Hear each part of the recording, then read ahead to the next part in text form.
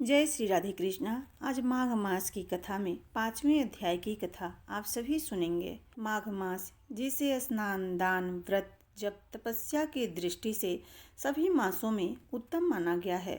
माघ मास मिलने पर सूर्योदय से पूर्व स्नान जरूर करना चाहिए। माघ मास में स्नान नदियों के बहते हुए जल में करना उत्तम माना गया है। ऐसा करने से बड़े बड़े पापों का नाश हो जाता है तथा पुण्य की वृद्धि होती है। माघ मास महात्म्य की कथा गुरु वशिष्ठ जी राजा दिलीप को सुना रहे हैं।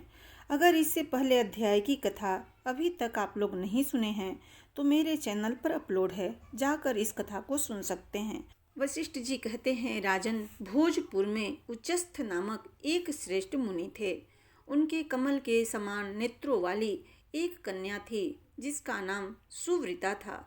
वह माघ मास में प्रतिदिन सवेरे ही उठकर अपनी कुमारी सखियों के साथ कावेरी नदी के पश्चिमगामी प्रवाह में स्नान किया करती थी। स्नान के समय वह इस प्रकार प्रार्थना करती, हे देवी, तुम साहब पर्वत की घाटी से निकलकर श्रीरंग क्षेत्र में प्रवाहित होती हो। श्री कावेरी देवी, तुम्हें नमस्कार है, मेरे पापों का नाश करो। मुरुद वृद्धे, तुम बड़ी सौभाग्यशालिनी हो। माघ मास में जो लोग तुम्हारे जल में स्नान करते हैं उनके बड़े बड़े पापों को तुम हर लेती हो। हे माता, मुझे मंगल प्रदान करो। पश्चिम वाहिनी कावेरी, मुझे पति, धन, पुत्र, संपूर्ण मनोरथ और पातिव्रत पालन की शक्ति दो। यह कहकर सुव्रता कावेरी को प्रणाम करती और जब कुछ कुछ सूर्य का उदय होने लगता उसी समय वह नित्य स्नान करती थी। इस प्रकार उसने 3 वर्षों तक माघ स्नान किया। उसका उत्तम चरित्र तथा गृह कार्य में चतुरता देखकर पिता का मन बड़ा प्रसन्न रहता था। वे सोचने लगे, अपनी कन्या का विवाह किससे करूं। इसी बीच में कुत्स मुनि ने अपने पुत्र ब्रह्मचारी वत्स का विवाह करने के लिए उच्चस्थ की सुमुखी कन्या सुव्रता का वर्णन करने का विचार किया। सुव्रता बड़ी सुंदर थी, उसमें अनेक शुभ लक्षण थे। वह बाहर भीतर से शुद्ध तथा निरोगी थी। उस समय उसकी कहीं तुलना नहीं थी। वत्स मुनि ने उससे विवाह करने की अभिलाषा की। एक दिन सुव्रता अपनी 3 सखियों के साथ माघ स्नान करने के लिए अरुणोदय के समय कावेरी के तट पर आई। उसी समय एक भयानक जंगली हाथी पानी से निकला। उसे देखकर सुव्रता आदि कन्याएं भय से व्याकुल होकर भागने लगी। हाथी भी बहुत दूर तक उनके पीछे पीछे भागा। चारों कन्याएं वेग से दौड़ने के कारण हाँफने लगी और तिनकों से ढके हुए एक बहुत बड़े जल्य सुन कुएं में गिर पड़ी। कुएं में गिरते ही उनके प्राण निकल गए। जब वे घर लौटकर नहीं आई तब उनके माता पिता उनकी खोज करते हुए इधर उधर भटकने लगे। उन्होंने बन बन में घूमकर झाड़ी झाड़ी छान मारी। आगे जाने पर उन्हें एक गहरा कुआं दिखाई दिया जो तिनकों से ढका होने के कारण दृष्टि में नहीं आता था। उन्होंने सोचा, वे कमल लोचन कन्याएं कुएं के भीतर निर्जीव होकर पड़ी हैं। उनकी माताएं कन्याओं के पास चली गई और शोकग्रस्त होकर बारंबार उन्हें छाती से लगाकर बिमले, कमले, सुव्रते, सुरसे आदि नाम ले लेकर विलाप करने लगी। कन्याओं की माता जब इस प्रकार जोर जोर से क्रंदन कर रही थी, उसी समय तपस्या के भंडार कांतिमान, धीर तथा जितेंद्रिय श्रीमान मृगश्रृंग मुनि वहां आ पहुँचे। उन्होंने मन ही मन एक उपाय सोचा और सोचकर उन्हें आश्वासन देते हुए कहा, जब तक इन कमल नयनी कन्याओं को जीवित न कर दूं तब तक आप लोग इनके सुंदर शरीर की रक्षा करें। यह कहकर मुनि परम पावन कावेरी के तट पर गए और कंठ भर पानी में खड़े हो मुख एवं भुजाओं को ऊपर उठाए सूर्य देव की ओर देखते हुए मृत्यु देवता की स्तुति करने लगे। इसी बीच में एक समय वही हाथी पानी के भीतर से उठा और उन ब्राह्मण मुनि को मारने के लिए सूंड उठाए बड़े वेग से उनके समीप आया। हाथी का क्रोध देखकर भी मुनिवर मृग श्रृंग जल में विचलित नहीं हुए, अपितु चित्र लिखित से चुपचाप खड़े रहे। पास आने पर एक ही क्षण में उस गजराज का क्रोध चला गया। वह बिल्कुल शांत हो गया। उसने मुनि को सूंड से पकड़कर अपनी पीठ पर बिठा लिया। मुनि उसके भाव को समझ गए। उसके कंधे पर सुखपूर्वक बैठने से उन्हें बड़ा संतोष हुआ और जब समाप्त करके हाथ में जल ले, मैंने 8 दिनों के माघ स्नान का पुण्य तुम्हें दे दिया। यो कहकर उन्होंने शीघ्र ही वह जल हाथी के मस्तक पर छोड़ दिया।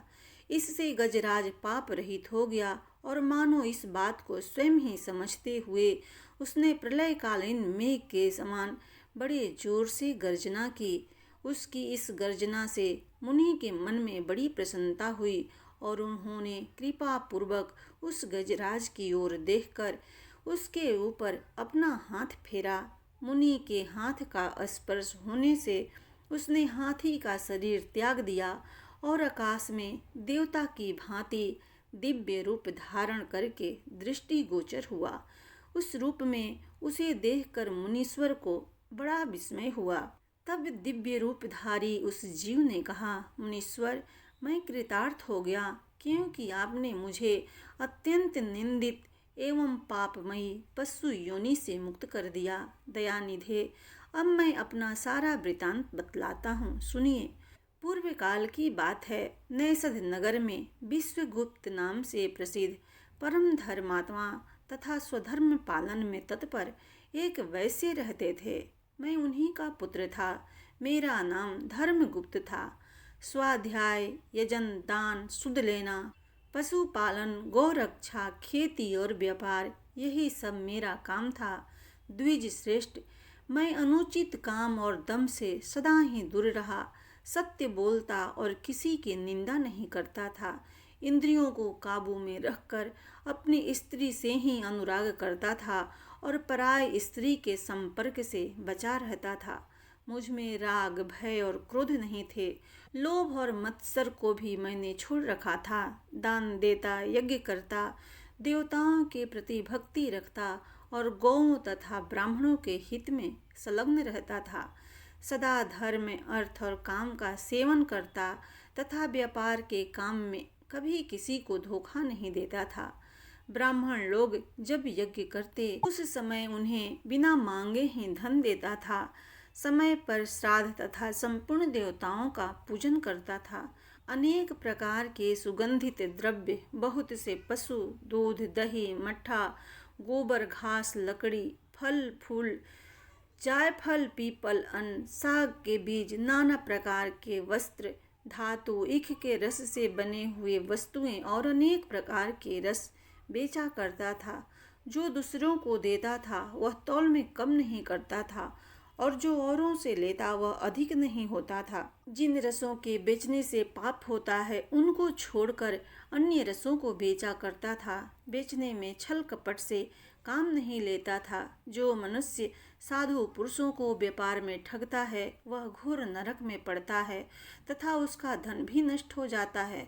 मैं सब देवताओं, ब्राह्मणों तथा गौओं की प्रतिदिन सेवा किया करता था और पाखंडी लोगों से हमेशा दूर रहता था। ब्राह्मण किसी भी प्राणी से मन, वाणी और क्रिया द्वारा ईर्ष्या किए बिना ही जो जीविका चलाई जाती है वही परम धर्म है। मैं ऐसी ही जीविका से जीवन निर्वाह करता था। इस प्रकार धर्म के मार्ग से चलकर मैंने 1 करोड़ स्वर्ण मुद्राओं का उत्पार्जन किया। मेरे एक ही पुत्र था जो संपूर्ण गुणों में श्रेष्ठ था। मैंने अपने सारे धन को 2 भागों में बांटकर आधा तो पुत्र को दे दिया और आधा अपने लिए रखा। अपने हिस्से का धन लेकर पोखरा खुदवाया, नाना प्रकार के वृक्षों से युक्त बगीचा लगवाया, अनेक मंडपों से सुशोभित देव मंदिर बनवाया, मरुभूमि के मार्गों में पौसले और कुएं बनवाए तथा ठहरने के लिए धर्मशालाएं तैयार कराई। कन्यादान, गौदान और भूमि दान किए। तिल, चावल, गेहूं और मूंग आदि का भी दान किया। उड़द, धान, तिल और घी आदि का दान तो मैंने बहुत बार किया। इसके पश्चात रस के चमत्कारों का वर्णन करने वाला कोई कपालिक मेरे पास आया और कौतूहल पैदा करने के लिए कुछ करामात दिखाकर उसने मुझे अपने माया जाल में फंसाकर ठग लिया। उसकी करतूतें देखकर उसके प्रति मेरा मन विश्वास से भर गया और रसवाद, चांदी, सोना आदि बनाने के नाम पर उसमें मेरा सारा धन बर्बाद हो गया। उस कपालिक ने मुझे भ्रम में डालकर बहुत दिनों तक भटकाया। उसके लिए धन दे देकर मैं दरिद्र हो गया। माघ का महीना आया और मैंने 10 दिनों तक सूर्योदय के समय महानदी में स्नान किया, किंतु बुढ़ापे के कारण इससे अधिक समय तक मैं स्नान का नियम चलाने में असमर्थ हो गया। इसी बीच में मेरा पुत्र देशांतर में चला गया, घोड़े मर गए, खेती नष्ट हो गई और बेटे ने वेश्या रख ली। फिर भी भाई बंधु यह सोचकर कि यह बेचारा बूढ़ा धर्मात्मा और पुण्यवान है, धर्म के ही उद्देश्य से मुझे कुछ रूखा सूखा अन्न और भात दे दिया करते थे। अब मैं अपना धर्म बेचकर कुटुंब का पालन पोषण करने लगा। केवल माघ स्नान के फल को नहीं बेच सका, एक दिन जिह्वा की लोलुपता के कारण दूसरे के घर पर खूब गले तक ठूस कर मिठाई खा ली। इससे अजीर्ण हो गया। अजीर्ण से अतिसार की बीमारी हुई और उससे मेरी मृत्यु हो गई। केवल माघ स्नान के प्रभाव से मैं एक मनवंतर तक स्वर्ग में इंद्रदेव के पास रहा और पुण्य की समाप्ति हो जाने पर हाथी की योनि में उत्पन्न हुआ। जो लोग धर्म बेचते हैं वे हाथी ही होते हैं। विप्रवर, इस समय आपने हाथी की योनि से मेरा उद्धार कर दिया। मुझे स्वर्ग की प्राप्ति होने के लिए आपने पुण्य दान किया है। मुनीश्वर, मैं कृतार्थ हो गया, कृतार्थ हो गया, कृतार्थ हो गया। आपको नमस्कार है, नमस्कार है, नमस्कार है। यो कहकर वह स्वर्गलोक को चला गया। सत्पुरुषों का संग उत्तम गति प्रदान करने वाला होता है। इस प्रकार महानुभाव मृगसिंह वैश्य को हाथी की योनि से मुक्त करके स्वयं गले तक पानी में खड़े हो सूर्य नंदन यमराज की स्तुति करने लगे। ओम यम धर्मराज मृत्यु अंतक वैवस्वत काल सर्वभूतक्ष औदुम्बर दध्र नील परमेष्टि वृकोदर चित्र और चित्रगुप्त, इन 14 नामों से पुकारे जाने वाले भगवान यमराज को नमस्कार है। जिनका मुख दाढ़ों के कारण विकराल प्रतीत होता है और जो टेढ़ी भौहों से युक्त आंखें क्रूरतापूर्ण जान पड़ती है, जिनके शरीर में ऊपर की ओर उठे हुए ओठ, बड़े बड़े रोम हैं तथा ओठ भी बहुत लंबे दिखाई देते हैं, ऐसे आप यमराज को नमस्कार है। आपकी अनेक भुजाएं हैं, अनंत नख है तथा कंजलगिरी के समान काला शरीर और भयंकर रूप है। आपको नमस्कार है। भगवान, आपका वेश बड़ा भयानक है।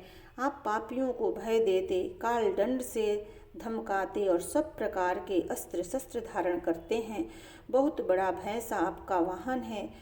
आपके नेत्र दहकते हुए अंगारों के समान जान पड़ते हैं। आप महान हैं। मेरु पर्वत के समान आपका विशाल रूप है।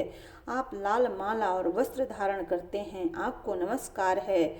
कल्पांत के मेघों की भांति जिनकी गंभीर गर्जना और प्रलयकालीन वायु के समान प्रचंड वेग हैं, जो समुद्र को भी पी जाते, संपूर्ण जगत को ग्रास बना लेते, पर्वतों को भी चबा जाते और मुख से आग उगलते हैं, उन भगवान यमराज को नमस्कार है। भगवान अत्यंत घोर और अग्नि के समान तेजस्वी, काल रूप मृत्यु तथा बहुत से रोग आपके पास सेवा में उपस्थित रहते हैं। आपको नमस्कार है। आप भयानक मारी और अत्यंत भयंकर महामारी के साथ रहते हैं। पापिष्टों के लिए आपका ऐसा ही स्वरूप है। आपको बारंबार नमस्कार है। वास्तव में तो आपका मुख खिले हुए कमल के समान प्रसन्नता से पूर्ण है। आपके नेत्रों में करुणा भरी है। आप पितृ स्वरूप हैं। आपको नमस्कार है। आपके केश अत्यंत कोमल हैं और नेत्र भौहों की रेखा से सुशोभित है। मुख के ऊपर बड़ी मूछें बड़ी सुंदर जान पड़ती है। पके हुए बिंब फल के समान लाल होठ आपकी शोभा बढ़ाते हैं। आप 2 भुजाओं से युक्त स्वर्ण के समान कांतिमान और सदा प्रसन्न रहने वाले हैं। आपको नमस्कार है।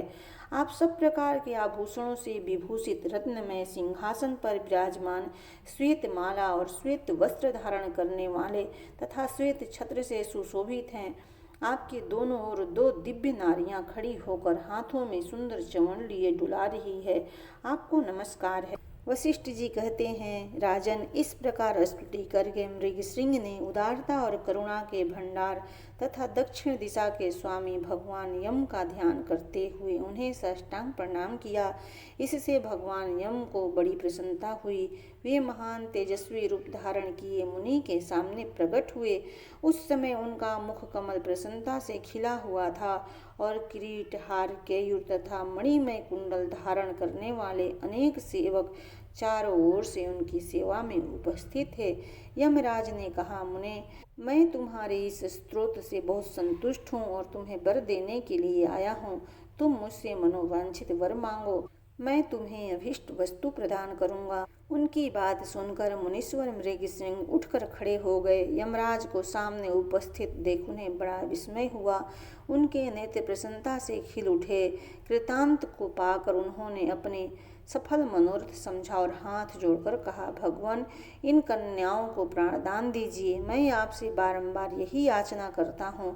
मुनि का कथन सुनकर धर्मराज ने अदृश्य रूप से उन ब्राह्मण कन्याओं को उनके शरीर में भेज दिया। फिर तो जैसे सोकर उठे हुए की भांति वे कन्याएं उठ खड़ी हुई।